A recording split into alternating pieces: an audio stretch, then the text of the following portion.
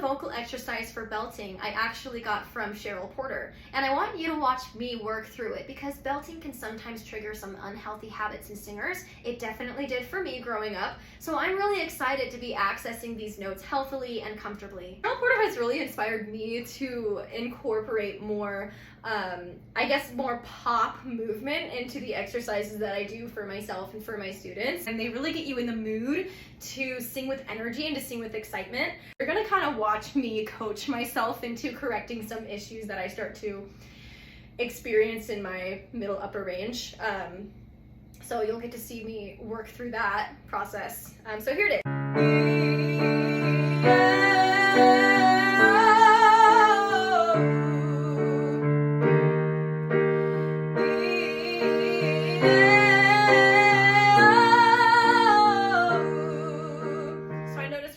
I started it a little bit too heavy, a little bit too far back in the throat. It ended up making me feel like I was pinching a little bit or coming a little flat. So I'm gonna try that again.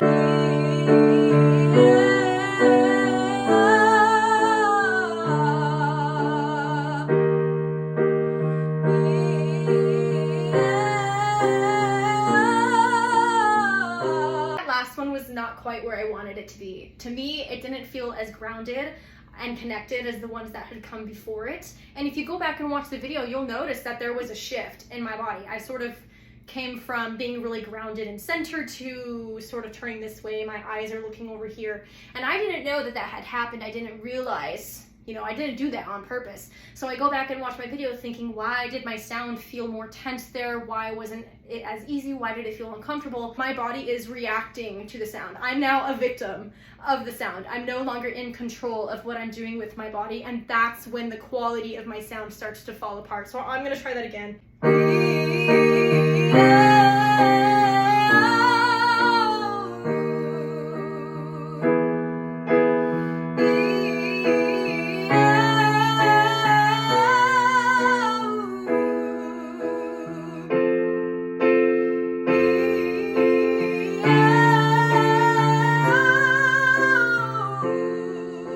That one felt a little bit covered to me, and that's something that starts to happen, like I said, up into my upper middle range. Sometimes I cover nasally, sometimes I cover in my throat, so that's when we get that sort of Figaro sound. Oh! I'm like my IQ just dropped a couple of points.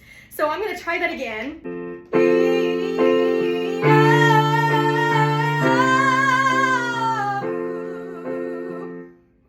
That's the sound that I want.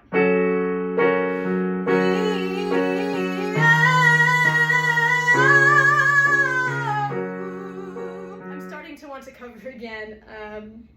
I'm gonna try not to. I don't think I have to yet.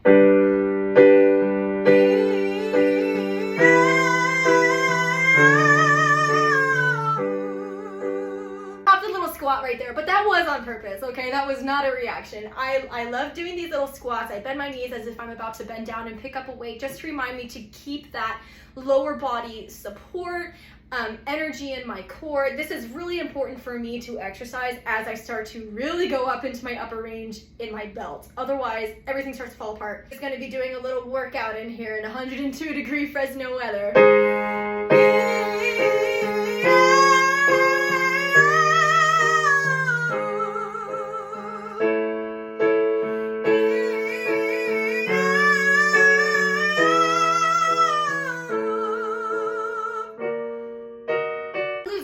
Chords as I start to get really focused up here. I'm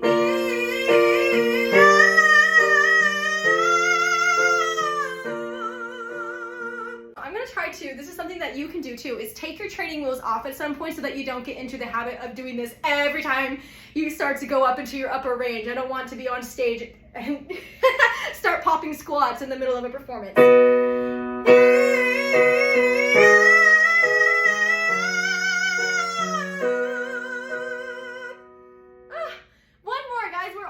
To the octave.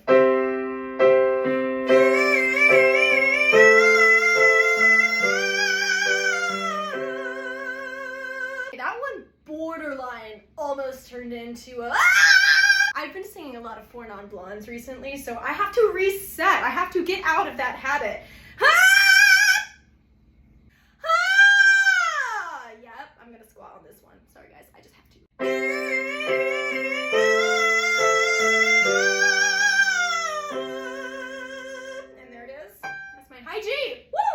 saying that since 7th grade. But I have to do one more, because if you were actually unlucky enough to know me in middle school, you probably remember me having to sing the Once Upon a Time solo from Brooklyn. And I would just attack this like it was Four Non Blondes. Just go crazy on it. It was so bad that for the next couple of years, I could not belt anymore, because I had just ruined my voice singing notes that I didn't know how to sing healthily. But now, it's so easy. So there's my G sharp. But I haven't been able to do comfortably since maybe 8th grade, 7th grade, I don't remember when it was. So one key takeaway that I would like to talk about before I finish this video is that idea of reacting to the sound, or reacting to sounds that are going to happen. That fight or flight part of my body is coming in and it's compromising my sound by taking away my authority as a singer to produce a free and open sound. So as you're practicing, make sure you're practicing in front of a mirror, have somebody else watching you, picking up on those little things that you don't realize you're doing, because those are what's getting in the way. Those are signs that I am not fully in control of what I'm doing. That's when you're going to start to notice problems and breakdowns in your voice. I hope you learned something from this exercise. I definitely did. I think I'll come back and make another video on one more thing I noticed me doing in this exercise as I was going back and watching. But that's not for today. That's for another time. I'll catch you later.